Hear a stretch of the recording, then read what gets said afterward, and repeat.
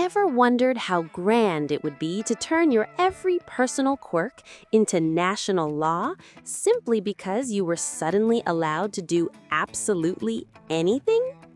In reality, royal power isn't just about the glittering stones in a crown. It's primarily the deafening freedom to commit any brand of lunacy right after breakfast. Our tiny adventurer, Ardy, is already busy trying on the ermine mantle and rehearsing his majestic nod, so it's high time we drop him into the epicenter of monarchical madness. Today, you'll see how the people who owned the world tackled the hardest task of all, trying to remain themselves while having the right to be anyone. King Louis XIV, also known as the Sun King, elevated the concept of no personal boundaries to a state cult.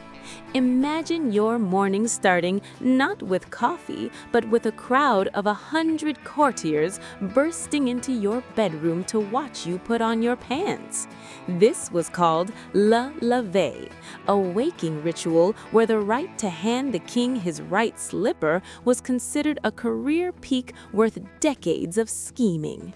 If you thought reality TV was an invention of our century, you were wrong. Louis turned even a trip to the latrine into a show, receiving petitioners while perched on a velvet stool with a hole in it. Louis was a damn smart politician. He understood that as long as dukes and counts were arguing over who got to hold the candlestick by his bed, they simply didn't have the time to organize a rebellion. He turned daily life into a complex quest where every step the monarch took was scripted like a video game. Essentially, he stripped the aristocracy of their will, turning them into elite servants who were too busy polishing his image to notice their real power melting away. There was logic in this gilded madness.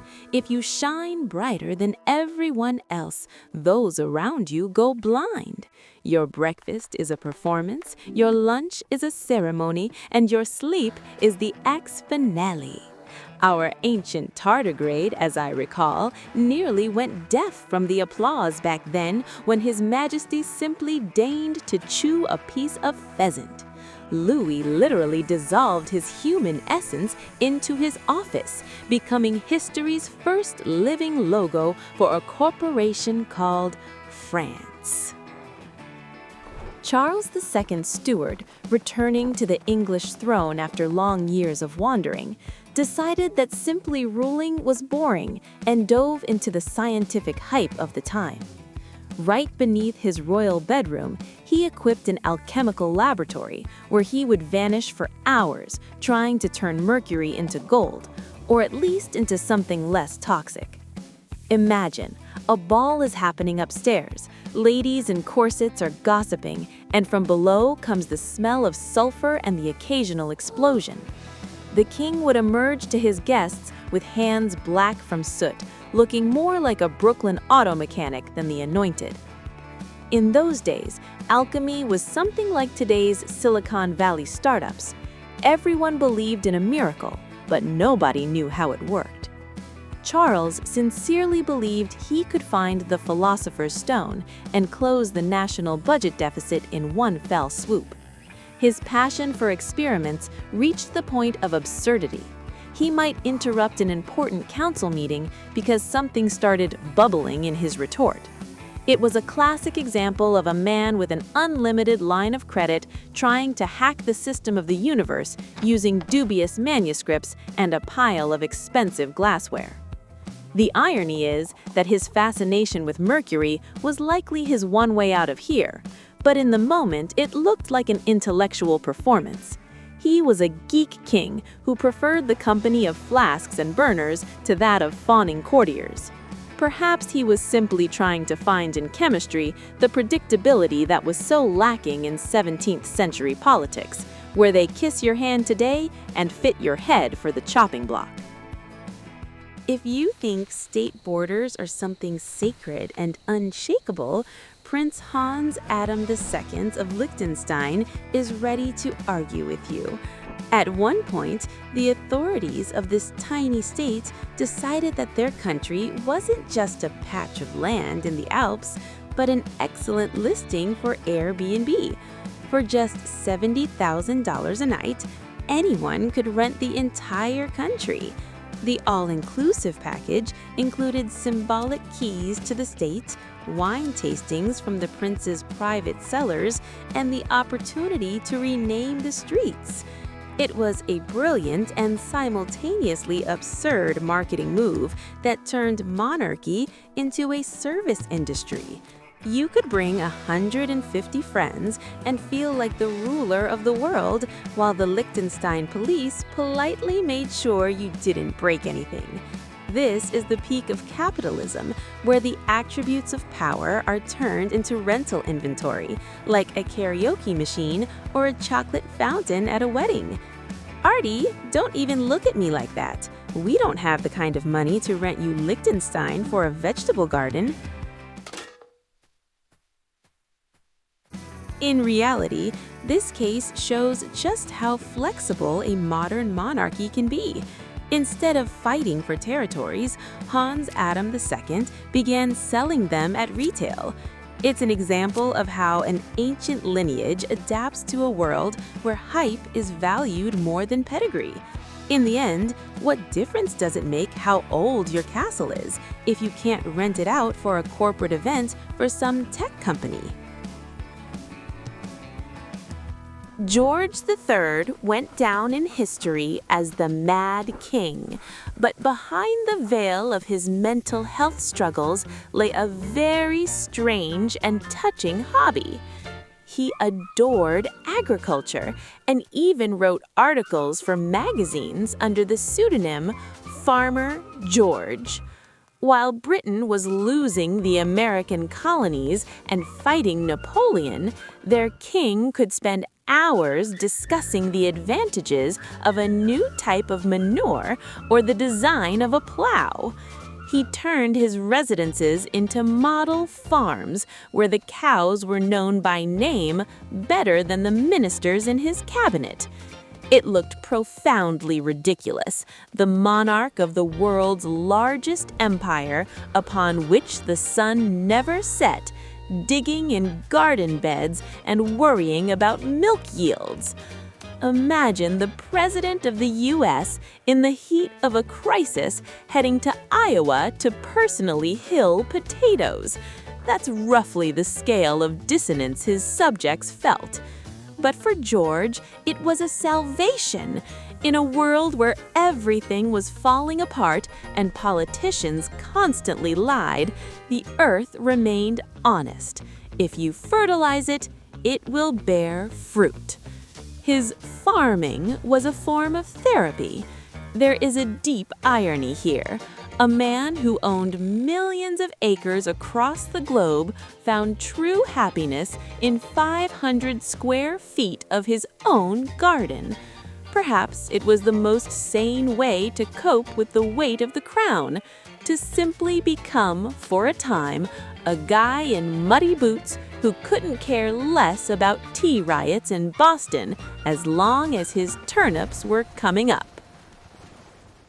The Prussian king Frederick William I was a military man to the bone, but his passion for the army took the form of collecting living people.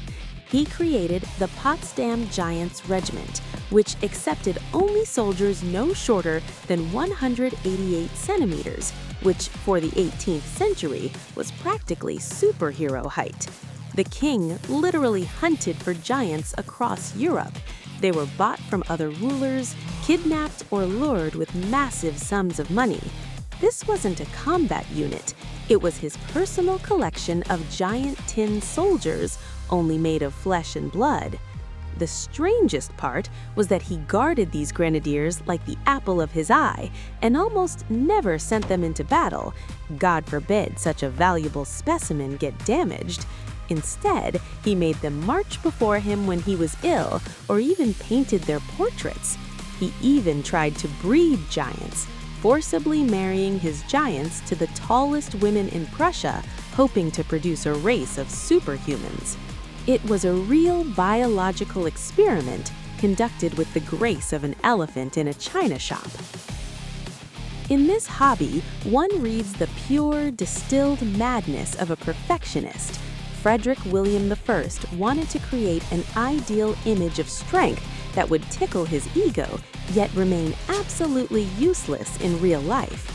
His regiment was the most expensive and least utilized accessory in Prussian history, a living monument to what happens when a man with a mania for order has too much spare cash and power.